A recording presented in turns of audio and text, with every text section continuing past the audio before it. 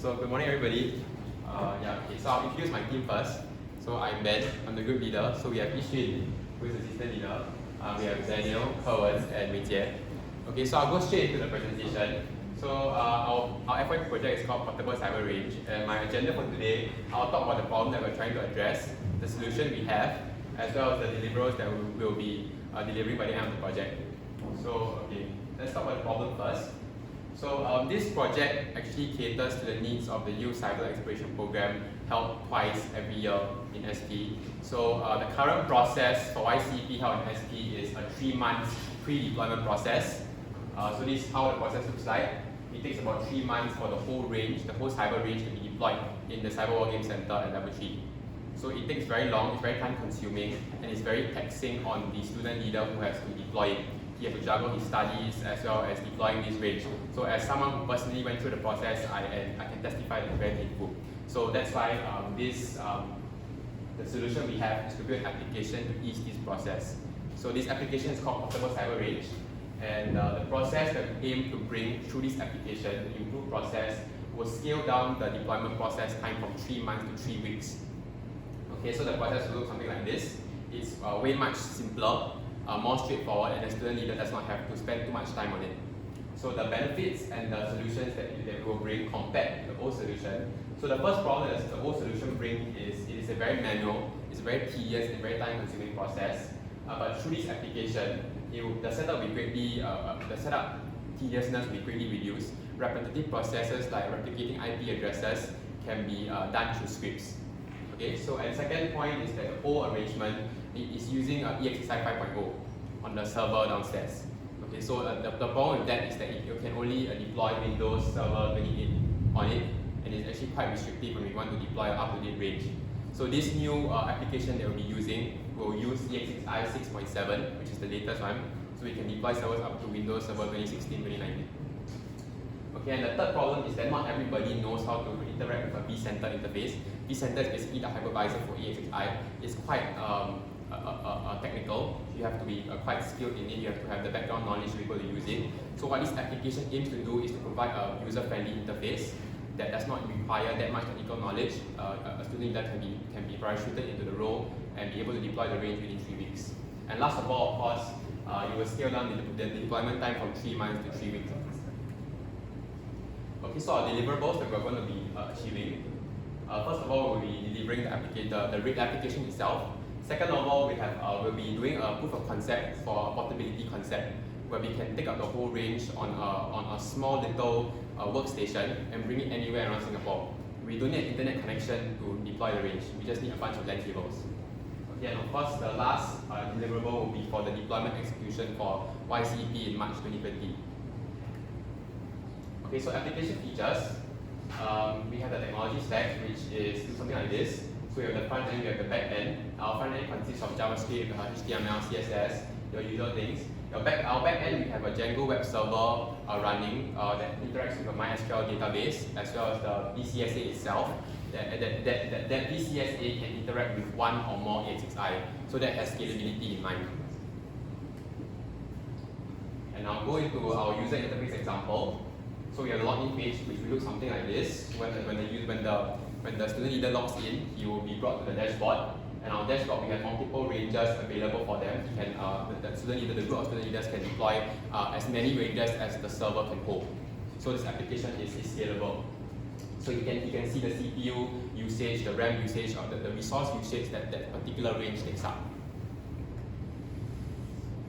And when he goes into the range and the range view mode, you can see how the range looks like. You can deploy multiple zones, multiple machines, connections within the range.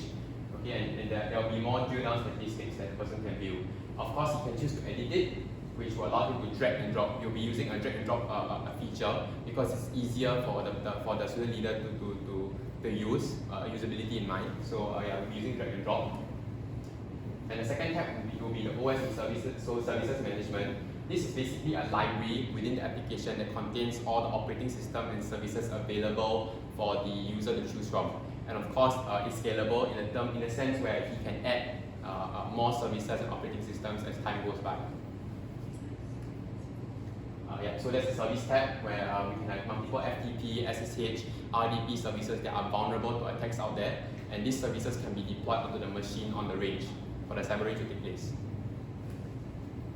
So adding a new service, and of course the third tab we have access control, where a lecturer can host super administrator user rights for the application and delegate the roles down to the students in terms of game master, administrator, facilitator.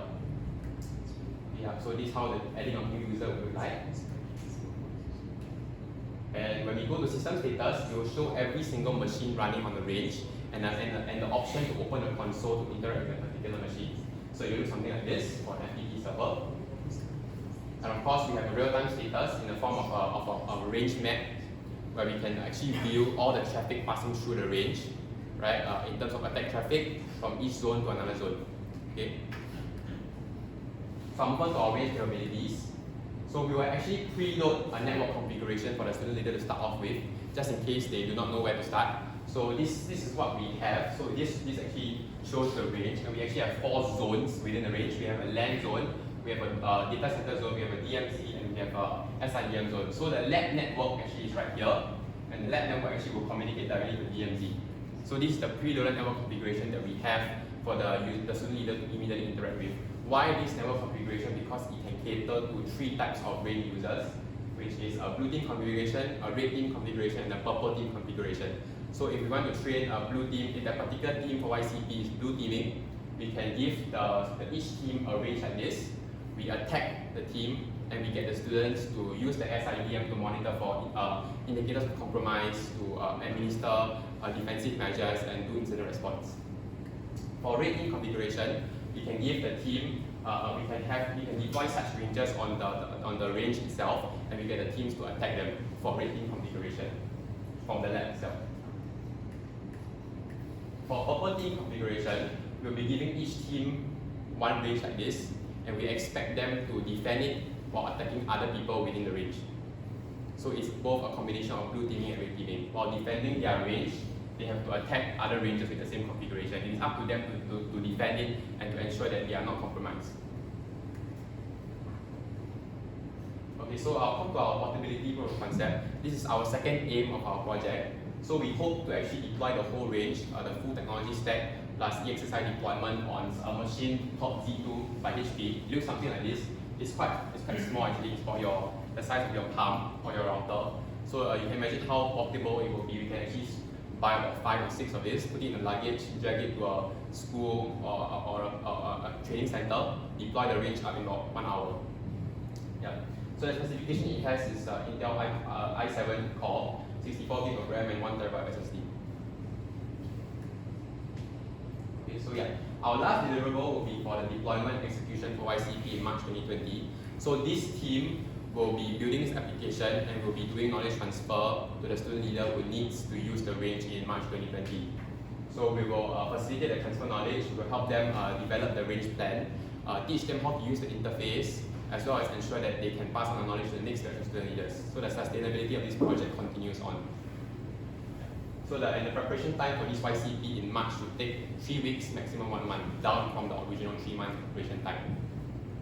So, and this the range that is built by this range builder should cater to as many participants YCP requires, which would be your usual 60. But if we decide to scale even more, the range should be able to cater so long as the server can is built for it. Yeah. Not just that. Thank you.